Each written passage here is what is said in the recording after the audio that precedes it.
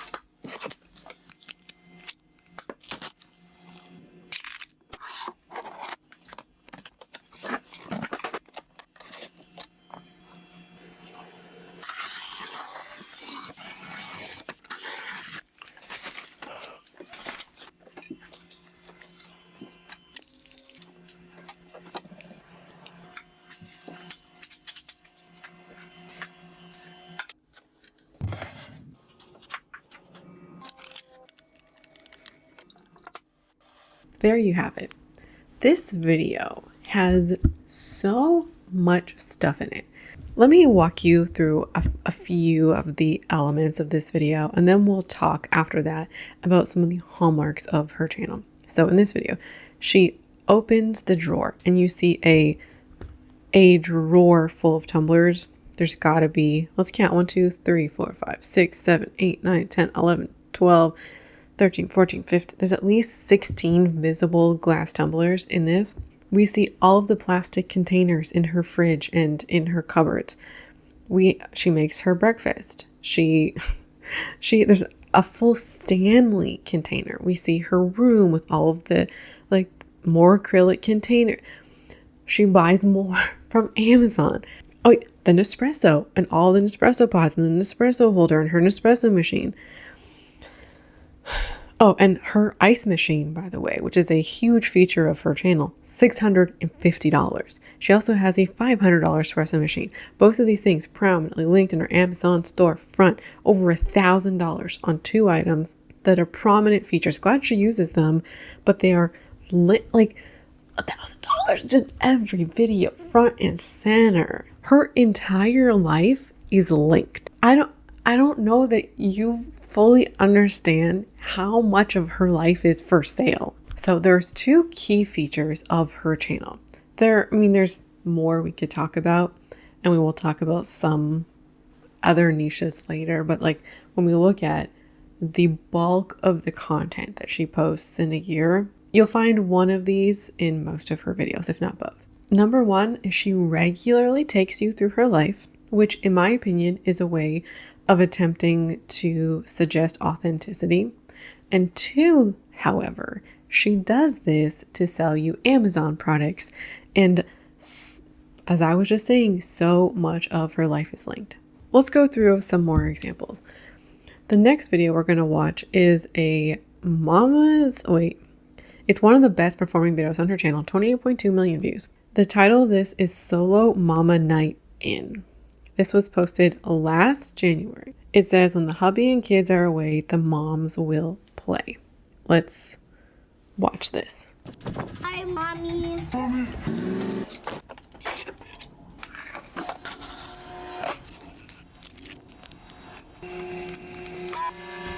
Obviously the ninja's for sale.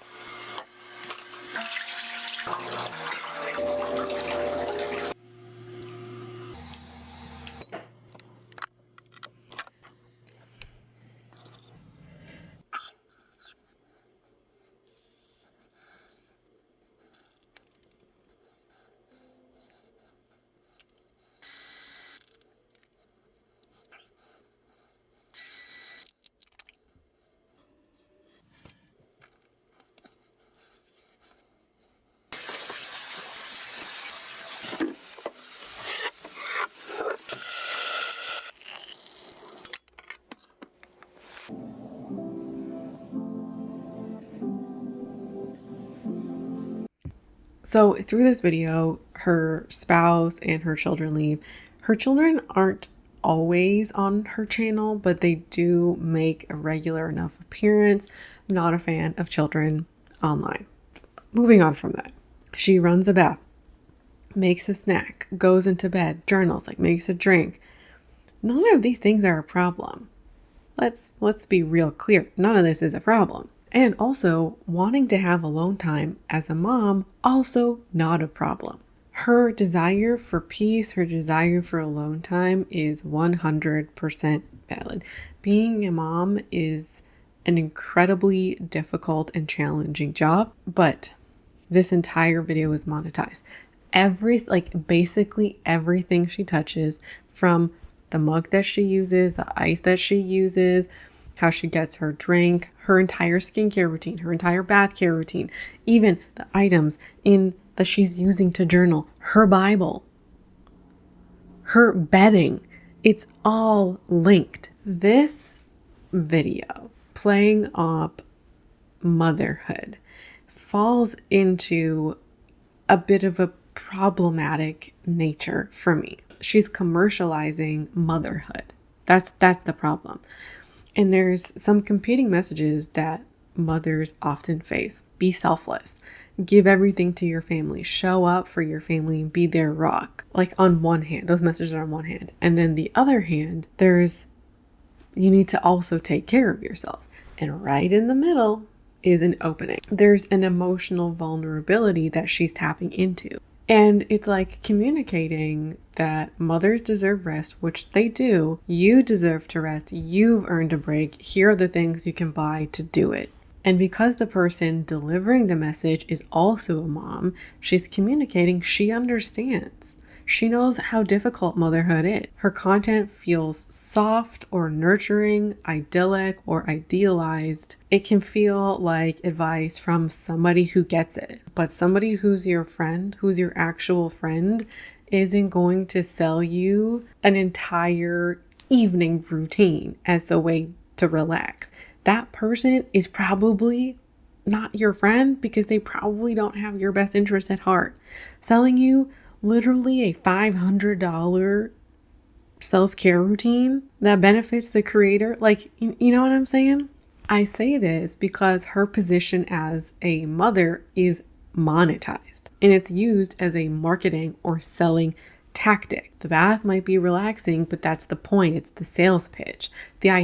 She's using her identity as a sales pitch. And the bigger issue here is the commodification of self-care and, of course, using the motherhood identity to do it. It trains viewers, but most specifically moms who may identify with this content, to associate self-care with stuff, shopping, and buying. Not boundaries, not rest, not communication, not support, but consumerism. You're in some ways being sold a coping strategy. When being a mom is hard, buy these things. What frustrates me is that this masquerades or is attempting to masquerade as authenticity. She often positions her content, and she says this explicitly later on, which we'll talk about, as like, I'm just sharing parts of my life with you. The entire structure of her content has been optimized for views and profits. It feels manipulative to mask consumerism as authenticity and to entice your viewers to trust you because I'm a mom too, I get it. And then using that as a way to sell you more things. Now, we're going to move on from this video to other videos, and her videos show you so many things,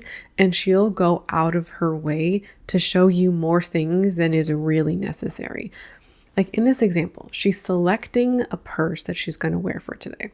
So she goes into her room. She goes like, which purse should I wear today? Girl, you could have just brought out the purses. Looking at your selection of designer bags is not, or it doesn't matter if they're designer or not, looking at your selection of bags is not actually doing anything. Sometimes in fashion videos, somebody might say, should I wear this purse or this purse? Or like, I'm feeling casual today, but this one is blue. I like the pop of color. There's something there, even though you're seeing multiple options. There is little value in her going, which purse? It's showing you more stuff, and arguably, I think it's a way of framing her life and her stuff as aspirational. And you also get to see more of her room, more of the way she organizes her things. It gives you more things to want and more things to buy.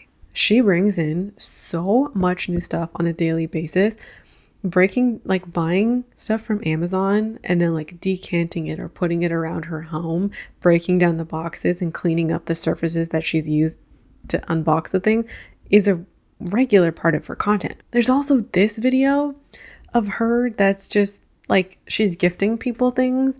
It's the gifting season. Girl, this is consumerism. This is overconsumption. This is shopping. Frame it however you want. This is so much stuff. She puts literally thousands of products in front of her viewers in a given month. In this video, the first 10 to 15 seconds, there's over $200 worth of products pitched to you. Over 200, including the Bible, the stationery, the face mask. Like, it's her entire life is monetized. The iron. And she has almost exclusively framed self-care via stuff. Even I think arguably many people find cleaning cathartic, which great for you if that's the case, but that's also monetized. And when everything is monetized, that's when self-care becomes performative. It becomes an aesthetic to achieve opposed to actual care or assessing and managing your needs. I don't think it started off this way.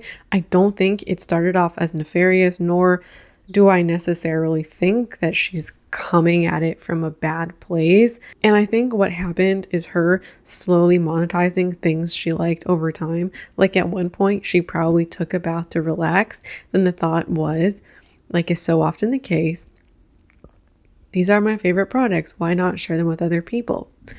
And that eventually turned into looking at everything through a monetizable lens, looking at like, how could I make this video? How could I frame this? And it became a point slowly over time where everything became monetized. it's worth reiterating that when everything becomes monetized, self-care isn't about the care, it's a performance. Over the past few weeks, we've spoken quite a bit about self-care. We had Tatiana and her hygiene room, framing hygiene as self-care. And this is a very popular space that primarily targets women.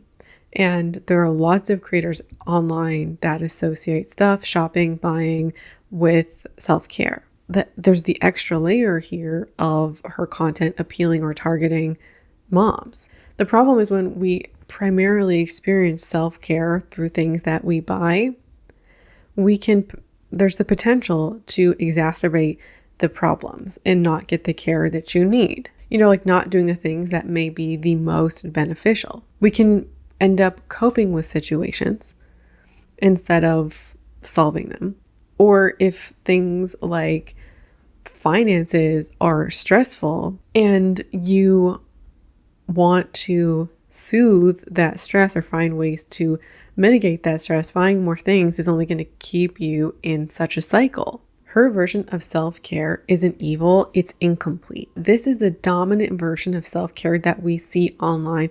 We see these messages repeated over and over and over again by numerous creators, not just her. This creates the illusion that self-care is stuff. And it hammers home that message because this is the thing that is linked and monetizable. Recommending people therapy is not really monetizable unless you go with something like BetterHelp. We're now going to look at her response to critiques of overconsumption. And so this is a section where we'll talk about that. And we'll also talk about her links to consumption and being a homebody. So in the video we're about to watch next, she is reacting, or she's talking about people who have been critiquing her video. And you'll see the comment on the screen, which I'll read to you in just a second. And the video that people commented on was the one that I showed you about the self-care night. The comment says, "This is peak overconsumption. The 4 Stanleys, the millions of contraptions they can't even name, the random plastic containers." And then her caption says, "Am I doing too much or are you doing too little? Crying emoji, I kid, I kid." So let's watch now. I said watch, but I mean listen, because we've already seen the video. We're listening for the audio. So I was tagged in a video where a young lady duetted one of my videos. Now, before I carry on, I'd like to say that I respect everyone's personal opinions and they're entitled to feel the way they want to feel. But I'd like to interject here to reintroduce myself to those who don't know me that well. I'm a working wife and mother of 3, and I decided a long time ago, even back when we had no money, living paycheck to paycheck, that I was going to make my home my happy place, no matter how much or how little we had. It's a cold and crazy world out here, and as opposed to us finding satisfaction in the streets and people's establishments, I choose to do it at home. And every one of my family members enjoys home too. My teens like having friends over, we like having family over, and the way I set my home up brings relaxation and enjoyment, but also helps me enjoy what some would consider tumultuous tasks like cleaning, cooking, and the overall management of the home. I know I don't have to explain, but I've chosen to put little snippets of my life here on social media, so I don't mind. Love you guys. She goes in to talk about why she makes her home this way. And her justification, her rationale is she wants to find pleasure and enjoyment in her home. And she also wants to make some of those everyday, boring, mundane, banal, even tasks less mundane, less banal. She also says that she's choosing to share little snippets of her life online. This is a message I really want to get down with because I think it's so wonderful for people to enjoy the homes that they live in and get pleasure with their stuff and get pleasure with their home. This video, in my opinion, is really disingenuous. I'm so sorry.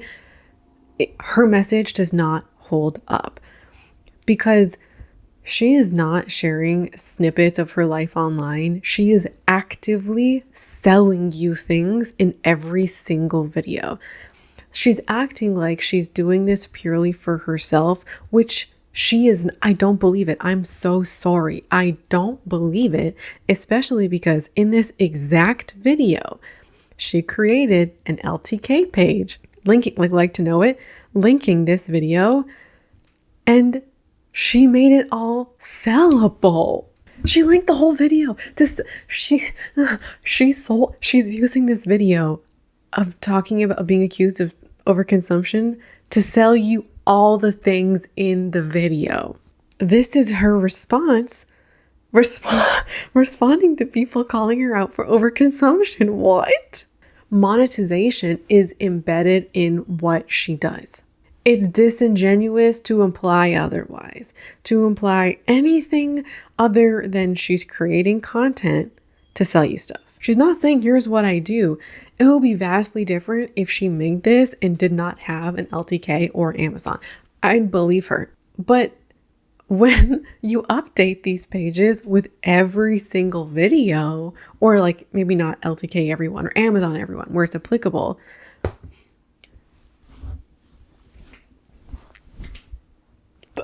I feel like that's enough to rest my case. She's not saying, here's what I do. It's here's what I do and here's everything I do and all the exact products that I have so you can do it too.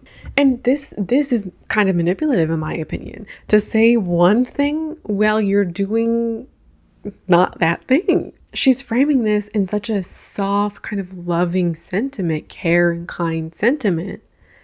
I'm creating a space I enjoy and I really want to enjoy my own home and I want to share a slice of my life with you, when all of those slices are sales pitches. To be honest, like if your choices were between buying all of her stuff and going out to eat every day or every other day, you may save money going out to eat every day instead of buying all of her stuff.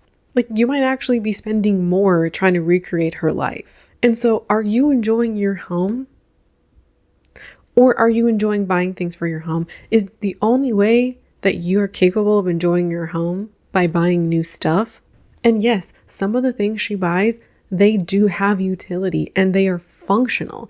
But functional things, buying things that are purposeful, that can be used, that have a utility value, that is still overconsumption. I think people confuse this all the time with thinking that, oh, if it has a function or somebody uses it, it's not overconsumption. No, overconsumption isn't inherently about your individual use. We can be over-consuming resources to buy all of this plastic crap. Overconsumption is the excessive use of goods, resources, services beyond what is necessary or sustainable. So, do you actually need new containers for your dry goods? No, you don't. That is not necessary and it is not sustainable. The fact that that has a function doesn't take away from the necessary or the sustainable. And people also factor in their own individual actions and don't consider how everything globally is connected. We are connected to the environment, to other people, supply chains. Like we are more connected than we may want to admit. If your version of a cozy home or a beautiful home or a home worth living in is surrounded by stuff, is it really about the home or is it the stuff? Let me ground this in a bit of reality for a second. I want you to take a second and I want you to think about your own home. Tell me some things that you love about your home. I'll give you some examples of mine. I love that my partner is in my home. Just makes me smile. I love sitting by this window and sitting in the sunshine, sitting on my couch, sometimes watching TV or journaling or researching, sometimes editing, sitting with my blanket. I love that. I love drinking my coffee in my mug. My favorite mug broke, but I recently revived this mug. This is still a thing, but it's my thing that I've had for 10 years now. I'm currently drinking tea out of this one. I love that I have a comfortable bed with a great pillow to flop onto. I love that I feel safe in my home. Feeling safe in our homes is a luxury, unfortunately, and I love that this is now true of my home, which is a really beautiful thing. I love that I have a great cozy blanket. I love a hot shower. Ooh, like our stuff, it's okay to like stuff and it's okay to like the stuff in our home, but we can love on our stuff and appreciate our stuff that's ours. And that's okay to do. And we don't need new things to bring us happiness or to make us happy in our home. I showed you 2 mugs, right? They're both old. They're both over a decade old. A newer mug is not going to make me happier or make my coffee taste better or my tea taste better. And enjoying what we have long after it's new is a mindset or a habit that we can cultivate. And I think is absolutely worth cultivating because we get to focus on focusing on stuff, our love for stuff and appreciating our stuff, which helps with gratitude, which helps with positivity. The more we see good things, the more we see good things. I think of all those things I told you and how warm and fuzzy I felt about it. And I look at her recent video, her most recent TikTok, which has over $500 worth of products promoted in it, from skincare to home goods. And we're not even getting to the ice machine. I just find myself asking, like, why are we pretending that this is anything other than a sales pitch? And I think we owe it to ourselves, especially if we're feeling insecure about our homes or our lives, to not confuse marketing with meaning. And she has a financial incentive to encourage you to view her home as ideal, to view new stuff as the way of enjoying your home. You will not find peace or happiness or joy by having your home constantly being a revolving door of products. The last segment we're going to talk about today is her cleaning content. And she does a lot of cleaning content as well. And in some ways, this is portrayed as self-care. Others, it's just, it's cleaning content. And people have come to find her as a source of inspiration for cleaning. And a genre of these videos are her cleaning hotel rooms before she stays in them. This has gained a lot of traction on her content, or on her channel, sorry. These are some of her most popular videos. And she will take footage, she went on a Disney cruise last year and she's posted 4 to 5 videos repurposing a few clips of her cleaning and organizing her room before her stay. One of them is her Amazon must-haves for going on a cruise for a type A personalities, I think she calls it. She'll clean drains and sinks, showers, the shower floors. She'll check for bed bugs. She'll use disposable sheets, that kind of thing. I don't think that checking for bed bugs is a problem. It's actually probably a good thing. And I don't think that doing these things are inherently problematic, especially because she says with her own mouth, her own words, that it brings her a sense of comfort, peace of mind. I'm going to play you now a clip of her talking about why she cleans like this. Let's take 20 minutes to clean my cruise suite. Like I always say, I have the utmost respect for housekeeping. They have a great work to do and not much time. So I don't mind doing what I consider to be a little cleaning to give myself peace of mind on my 8-day stay. Some of y'all really ate me up in the comments of my last video. Some of you guys really hate cleanliness, but that's okay. These videos are for my besties who get it. And I want to share some of the things that help me truly enjoy my stay. I had to clean the high-touch surfaces and check for bed bugs. I didn't find any, but I did find the spray that kills and prevents them for good measure. Used my blue light sanitizer all over the bedding before putting on my disposable bedding, and sanitize the couch. And I always carry this compact charger that charges all my Apple products. And y'all, this is the best makeup bag I've ever had. It carries so much. And I have full-size products and everything fit. This jewelry case that carried all of my watch bands. And hubby and I love tea. And I found this portable tea kettle and a humidifier and a clothes iron with a steamer. I totally get that giving your room a clean on vacation isn't for everyone. But as long as I know that these rooms are not clean to my standards, I'm going to keep doing it myself. Like and follow for more. So in this particular clip, she is cleaning the room. She's cleaning the sink, the floor of the shower. She cleans the phone. Just a few examples. She breaks out, it's like a travel pack of gloves, purple ones, and she puts them on. She says housekeeping staff have a lot of work to do and a little time to do it in. And she spends about 20 minutes cleaning her room for peace of mind.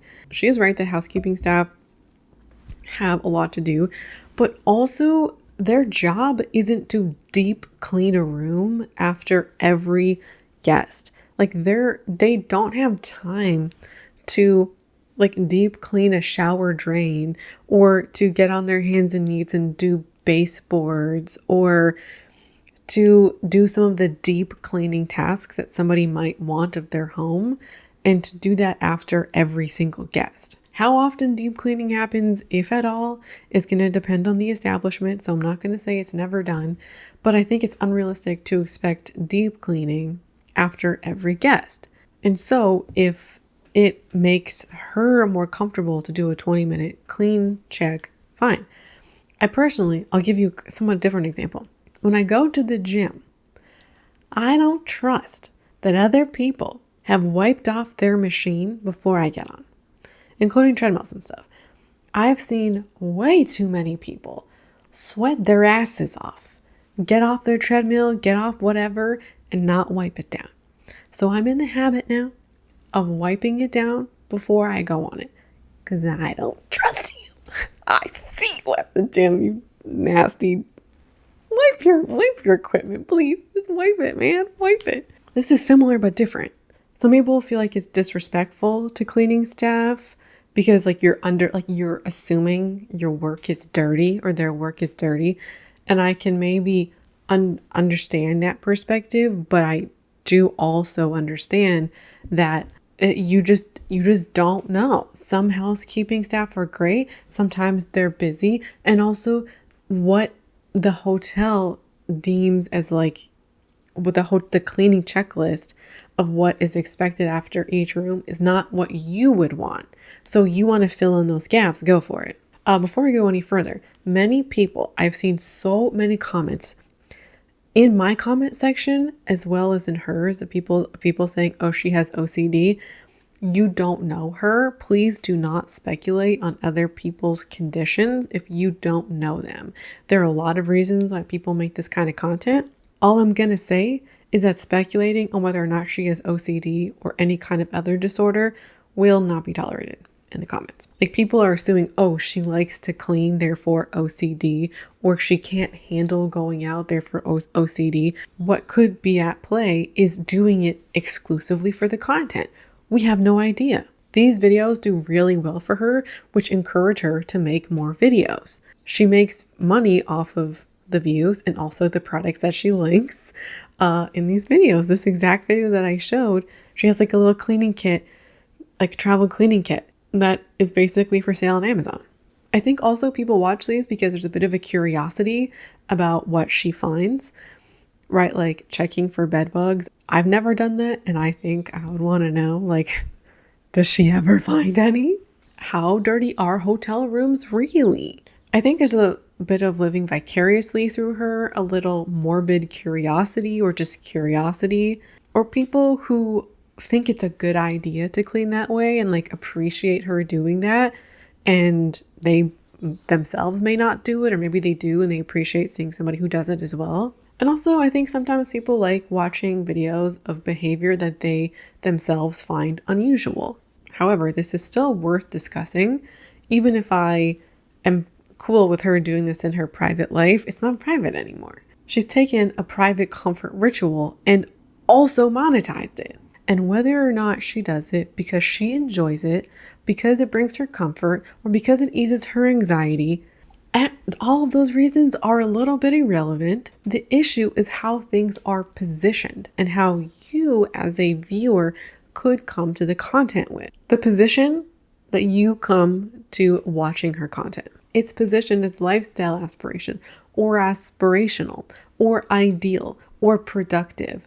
It's not, I clean my space to feel better. It's, I clean my space and here's every single product that I use so you can go home and do it too. It's the exact same pattern that we see with all of her other content or other niches, and finding more ways to monetize yourself, more niches or sub niches to monetize.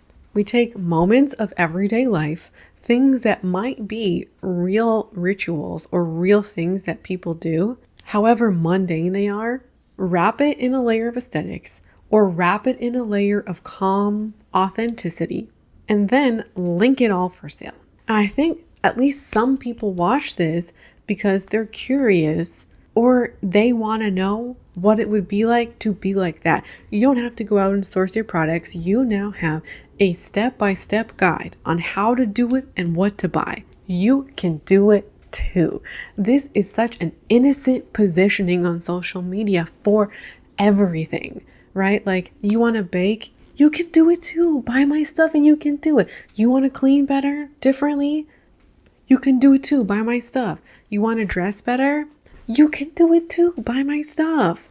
And I think what happens is we see this often enough, over and over again, online, different creators, different niches. People may in their mind be thinking, oh, I want to be better in this vague notion.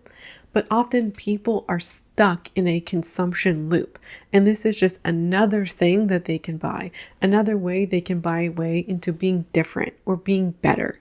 So that's everything for me today. I hope you enjoyed this one. I know it was a little bit on the longer side, but there was so much to talk about. I hope you enjoyed it, and I hope to see you again around here soon for a new video. Thanks for watching.